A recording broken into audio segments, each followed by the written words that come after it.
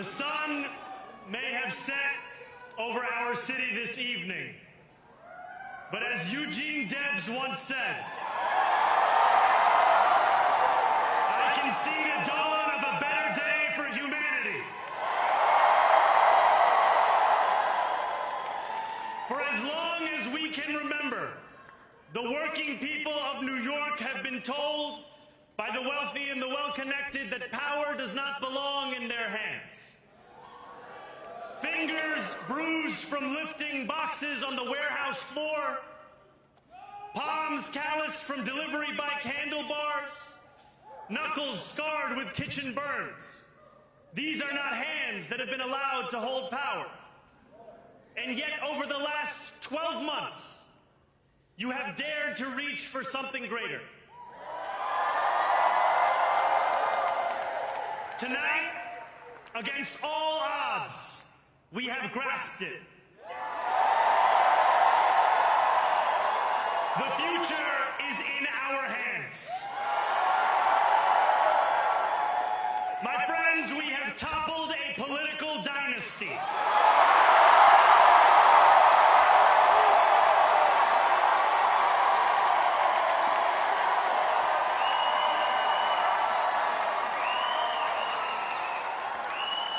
I wish Andrew Cuomo only the best in private life.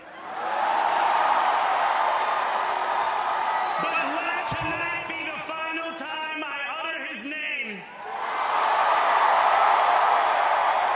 as we turn the page on a politics that abandons the many and answers only to the few.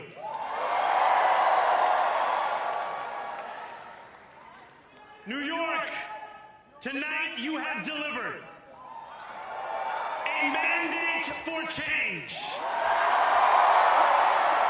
A mandate for a new kind of politics. A mandate for a city we can afford. And a mandate for a government that delivers exactly that. On January 1st, I will be sworn in as the mayor of New York City.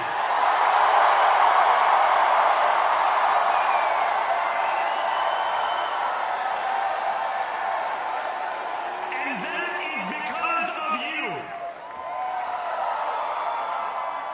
So before I say anything else, I must say this. Thank you. Thank you to the next generation of New Yorkers who refused to accept that the promise of a better future was a relic of the past. You showed that when politics speaks to you without condescension, we can usher in a new era of leadership. We will fight for you because we are you. Or as we say on Steinway, ana minkum wa ilaykum. So Donald Trump, since I know you're watching, I have 4 words for you. Turn the volume up.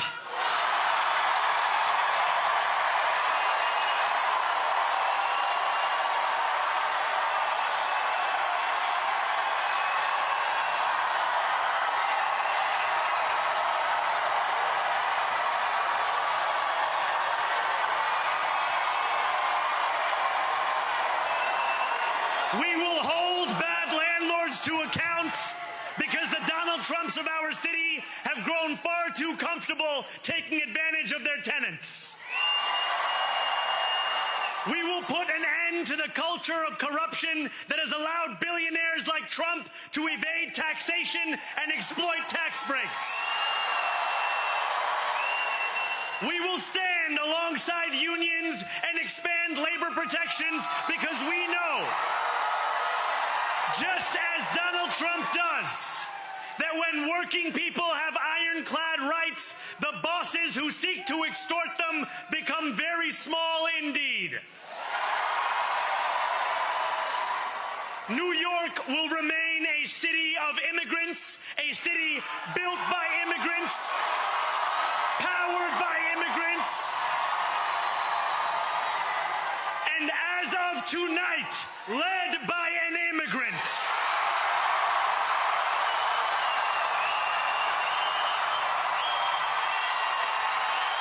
We must get the government back open soon and really immediately. Last night it was, not expected to be a victory. It was very Democrat areas, but I don't think it was good for Republicans. I don't think it was good. I'm not sure it was good for anybody.